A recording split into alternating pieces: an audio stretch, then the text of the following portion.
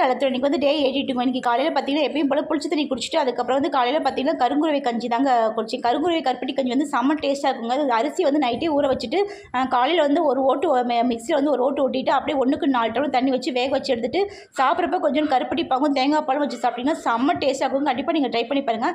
மத்தியானத்துக்கு பார்த்தீங்கன்னா மத்தி மீன் குழம்பும் அதுக்கப்புறம் விலா மீன் பொரியல் வச்சுருந்தேங்க. ஸோ விலா மீன் வந்து 2 எடுத்துக்கிட்டு மத்தி மீன் 4 மீன் சாப்பிட்டேங்க. அதுக்கப்புறம் கொஞ்சமாக சோறு போட்டு நிறைய குழம்பு ஊற்றி சாப்பிட்டேங்க. மத்தி மீன் வந்து உடம்புக்கு ரொம்ப ரொம்ப நல்லதுங்க. கொஞ்சம் முள்ளாக இருக்கும். பட் குழம்பு டேஸ்ட்டு பார்த்தீங்கன்னா மத்தி மீன் குழம்பு டேஸ்ட் வந்து எதுனாலும் அடிச்சிக்க முடியாதுங்க. உங்களுக்கு மத்தி மீன் பிடிச்சிச்சுன்னா கண்டிப்பாக கமெண்ட் பாக்ஸில் சொல்லுங்கள். ஸோ நல்லா வந்து நான்வெஜ் சாப்பிட்றப்ப வந்து கம்மியாக சாப்பாடு போட்டு நிறைய குழம்பு நிறைய வந்து ஷைடிஸ் எடுத்துக்கிட்டிங்கன்னா வயிறு நல்லா ஃபில்லிங்காக இருக்குங்க.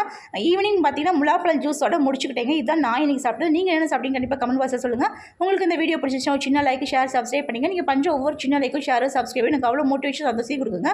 ஸோ முடிஞ்ச ஒரு சின்ன லைக் ஷேர் சப்ஸ்கிரைப் பண்ணுங்கள். வாழ்க வளத்துடன்.